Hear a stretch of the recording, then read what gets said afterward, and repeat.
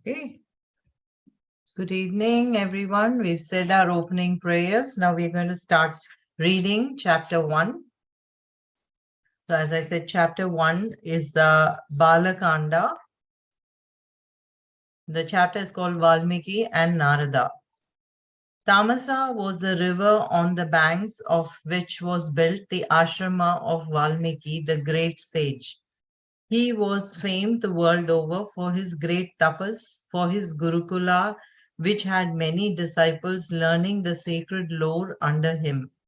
Once the rishi was sunk in reverie, and to him came Narada, the divine rishi, Narada, the son of Brahma, the creator.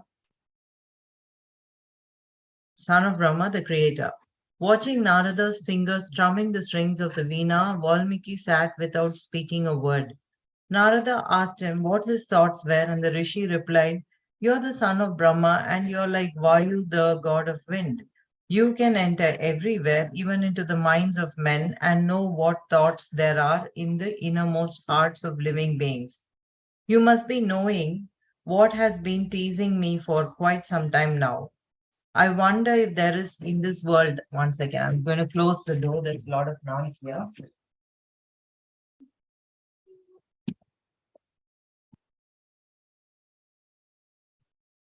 Hopefully, better.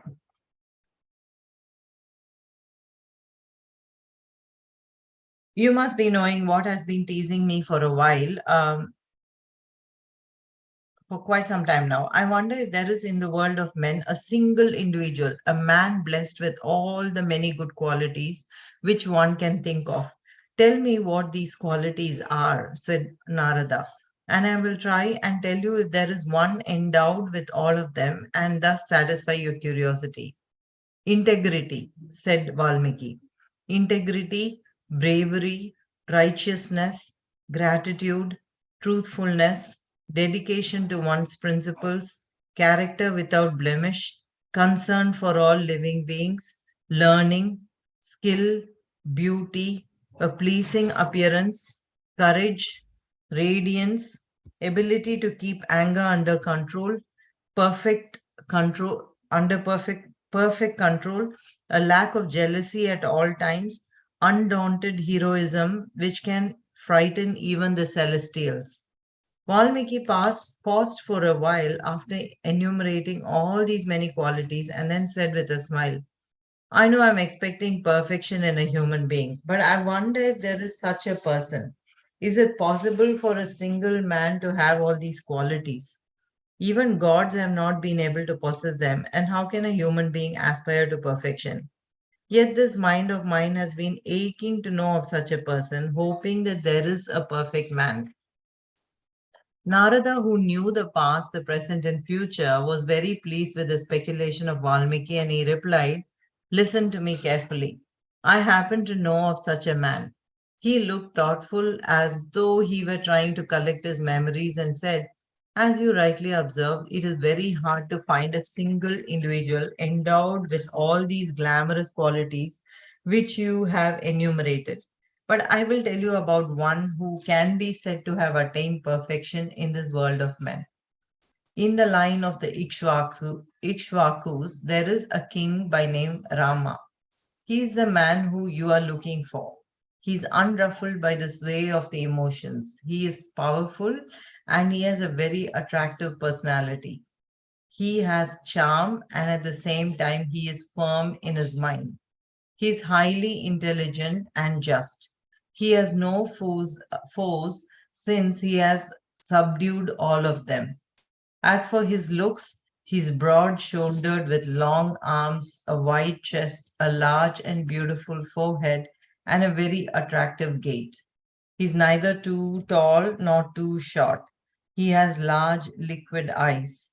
He is well versed in the Shastras and is very jealous of his personal honor. He is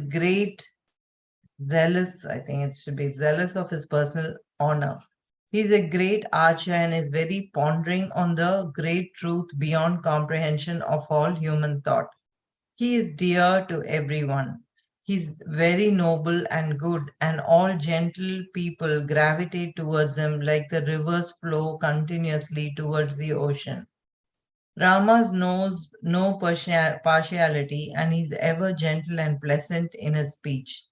All the good and great qualities which you are looking for in a man are found in this king, who is the son of Kaushalya.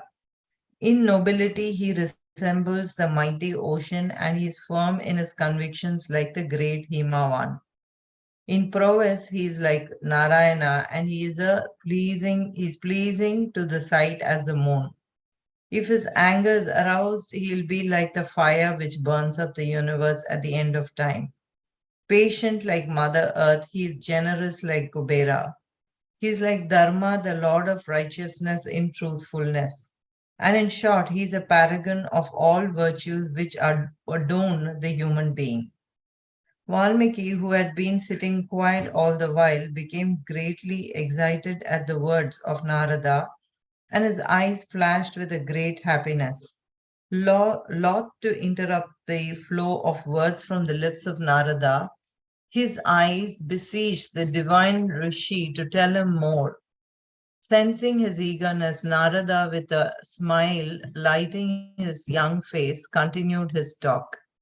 Dashratha, the father of Rama, said Narada, was very eager to crown his eldest son Rama as a Yuvaraja of the kingdom. Rama, who was noble, who was the home of all virtues, the great qualities we spoke of just now. The king began to make all preparations for the coronation. His younger wife Kaikeyi, however, was against the coronation.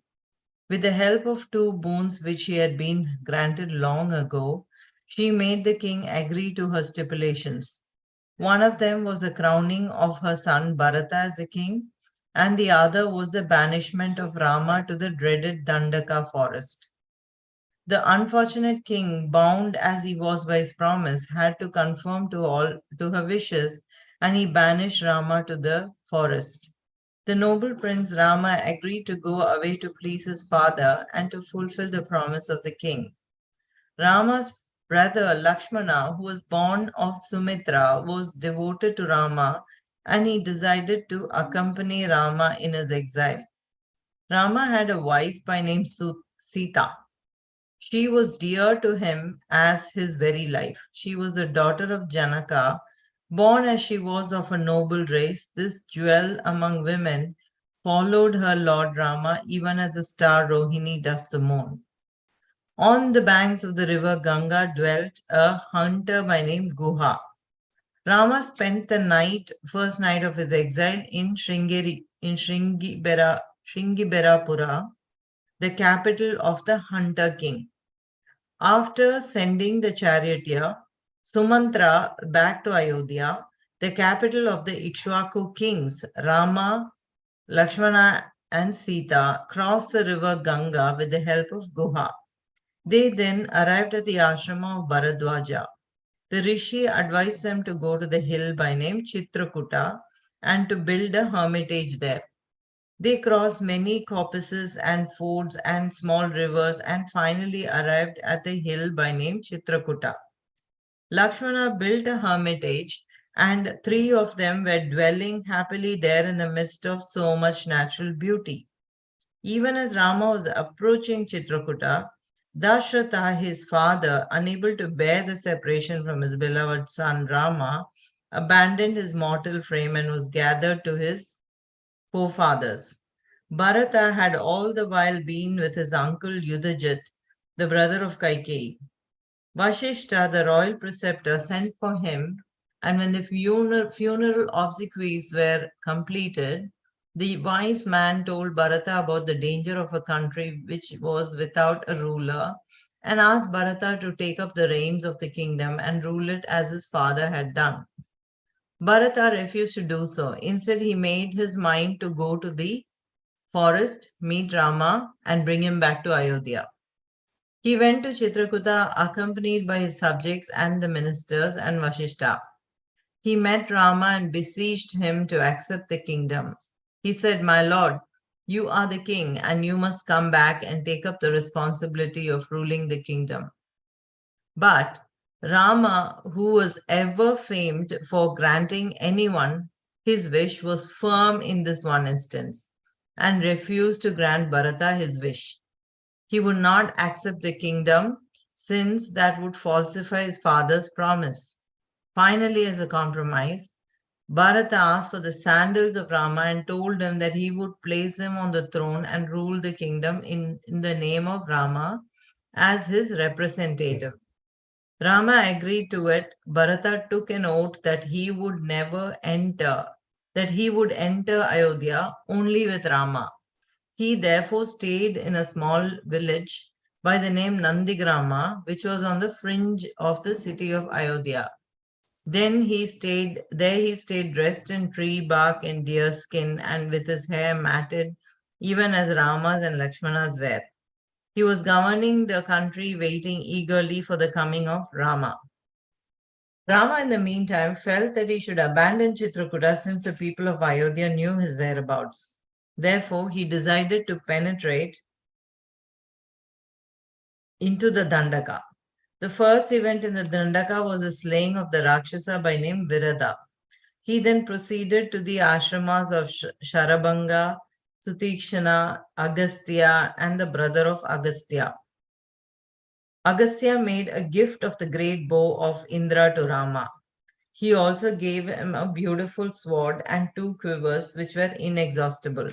So there's lots of information. This is like pretty much like summary of lot of everything that's going to happen in the story, right? So I'm going to make a little quiz to find out how much you have grasped, kids. So can you tell me some of the qualities of Rama? Before that, what was Valmiki really upset about? What was he thinking about? Unmute and speak.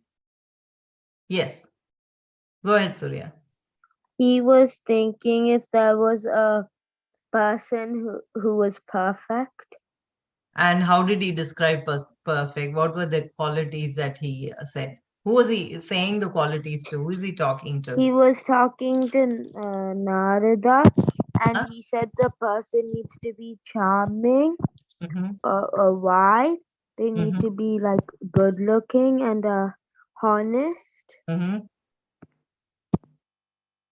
and Any other they qualities? need to be righteous Uh-huh. Laya and Sanju and can also courageous. add And courageous. to the qualities that Surya said. Courageous. Yeah, you can just unmute and speak. You don't have to put the video on. I'm pretty sure it was also that he was humble. Yes. Yeah. Anything else that comes to mind, Sanju? Maybe that it was like he had bravery and he was very noble. He was very just. He um, did everything that the kingdom like wanted. Yeah, excellent, excellent answer. So, He was a good son. yes, absolutely. So my next question is, who is the father of Rama? Dasharatha, And he is the king of? Ayodhya. All of you stay unmuted so we can have the conversation without a pause. Okay, and what was Dashratha going to do that Kaikeyi didn't want him to do? Exile Rama and make Bharata the king. Okay, that's the two boons, right? So one is to make Bharata the king, and number two? To exile Rama. Exile Rama into. So okay. So Rama was accompanied by who all? When he In left the the last Lakshmana and his wife, in Sita. in the last question you said, what did King Dasharatha want to do that Kaikeyi didn't? Yes, yeah. What is it? But then you said the boon. That's okay. That's okay. So one person speak at a time. Okay. Make Rama the crown prince. Yes, make him the crown prince. Okay. Then my next question is, where did they spend the first night when they left Ayodhya? Which river did they cross and with whose help? Uh, They crossed Ganga. Okay. Do you want to keep your videos on? Only I'm spotlighted, so at least I know who is going to answer. Just put your hand up and then they cross River Ganga. And who helped to cross the river?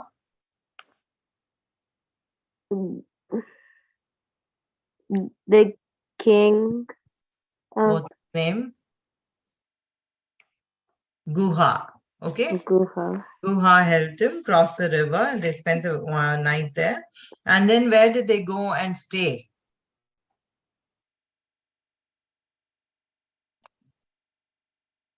Where did they go and stay? So they went and made a house in this place called Chitrakuta. Yeah, Chitrakuta. And the king, like the ashram, first they went to the ashram of Bharadwaja, Saint Bharadwaja, and he advised them to go to the hill called Chitrakuta. So once they made the house in Chitrakuta, what happened? Bharata returned and said, I don't want to be king. Yeah, And before then Bharata returned, what happened? Dasharatha died. Yes. And so Vashishta, the guru in the kingdom called for Bharata and Bharata came. So Bharata wanted to make Rama king, right? So what did Rama say? He said no. Okay. And yeah, Sanju, tell me. Then what happened? he said no because he was exiled and he didn't want to break his father's promise. Yes. And what happened, Laya? Then what happened? What did Bharata do when Rama refused to go? Bharata took Rama's slippers and went to like keep it on the throne, but then he stayed in the village because he didn't want to go back without Rama. Uh-huh. So he And stayed made in a place in the village until Rama was ready to come with him back. He made a vow that he Ayodhya. wouldn't go. Surya, you need to wait until the other person finishes. Keep your camera on and put your hand up so we are not overlapping, okay? Just so we keep it clean. Yes, Surya. Bharata made a vow that he would not enter Ayodhya without Rama. Yes, excellent. So we remember everything, all the details so far, right? So when he decided to move, then Rama understood, okay, all the people in Ayodhya know where I am. Now I don't want them to, of course they love me so much, they'll keep coming here and try to convince me to go back. So I want to leave from here. So what did he do when he leave? Where did he go? Into which forest did he go? He moved more deeply into the forest called, yes, Surya. Dandaka forest. Excellent. So in Dandaka, so that's where we have read till. So shall I read further? Yes. Okay. So the first event in Dandaka was the slaying of the Rakshasa by name Virada. He then proceeded to the ashramas of Sharabanga, so few saints, yeah, Sharabanga, Sutikshana, Agastya, and the brother of Agastya. And Agastya made him a gift of a bow of Indra to Rama. He also gave him a beautiful sword and two quivers which were inexhaustible. The rishis in the forest approached Rama with a request. They told him about their being harassed by the Rakshasas who were dwelling in their midst and asked Rama to protect them. Rama listened to them and told them that he would do so. He said that he would destroy all the Rakshasas. It was a solemn promise made by Rama. They went to a spot by name Panchavati. It was on the banks of the river Godavari and it was beautiful. There, Lakshmana built an ashrama and they spent a happy time there. By now, 13 years had been spent in exile. When they were when they were in Panchavati, Surpanaka, a Rakshasi who was dwelling in the Janasthana, came to Rama and expressed her love for him. Incensed at this, Rama caused her to be disfigured. Lakshmana took up his sword and cut off her nose and ears. She went to her brother Kara and complained to him about the insult to herself by two mere men. At her instigation, Kara, Dushana, and Trishiras, with an army made of 14,000 Rakshasas, accosted Rama. Rama killed all of them single-handedly and thus rid the Janasthana of all the Rakshasas. Kara and the other two were cousins of Ravana, the lord of Lanka. So we'll stop with that here. So I want to quickly do a summary of ask you more questions. So after they went into Dandaka, so many rishis, they met many rishis, right? Like Sharabanga, Sutikshana, Agastya, and brother of Agastya. And what did Agastya give Rama? What gift did he give? Yes, go on. Everyone unmute now. A bow, a sword, and a sword. Can't hear you, Sanjay. Yeah, go on. A bow and a sword. Yes, bow of Indra. Yes, Okay. the bow of Then the Indra. rishis asked help for saying the Rakshasas are bothering them. So got help from them. And wanted protection, Rama to give them protection. So they went and built a house in which place? What was the name of the place? Yes, Surya, go on. Everyone keep your cameras on so I can see you. For the last question, Yeah. the sages also gave him the arrows that never ran out. Yes, yeah. Quivers. And they set up house in which place? Panchavati. Okay, Panchavati. And then who came and bothered Rama? Who desired Rama and said, I love you? Who's that? Yes, Sanju. Surpanaka. Can't hear you. Is it Surpanaka? Surpanaka. And what did Rama and Lakshmana do to Surpanaka? Laya? Lakshmana cut off her nose and her ears. Okay, and then so she went and told her brother Kara and her two of her cousins, Dushana and Trisharas, they all came with an army of how many Rakshasas? Anyone? Yes, go on. Unmute and tell me. 1,500. Okay. 14,000. Okay, Rama single-handedly killed all of them. And who is Kara and the other two cousins? They are cousins of who? Ravana. Ravana. Okay, so that's where we end today's lesson, today's story. Okay, so we'll continue. I'm just making a small mark here. We'll continue from there tomorrow. So this whole conversation between Valmiki and Narada kind of sums up the story in short for us. Yeah. So it's like a good revision because all three of you are hearing it for the second time, right? Do you enjoy today's class? Yes. Hey, looking forward to tomorrow? Yes. Yes. Let's say the closing prayer and close. So close your eyes, open your chest, drop your shoulders, breathe in. Om.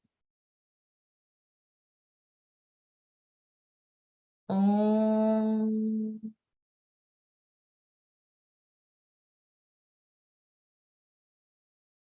Om. Together with me, unmute and say Om Purnamada Purnamidam Purnat Purnamudachyate Purnasya Purnamadaya Purnameva Purnameva Vashishyate. Vasishyate Om Shanti Shanti Shanti. Shanti. Thank you very much. Have a good Bye. night.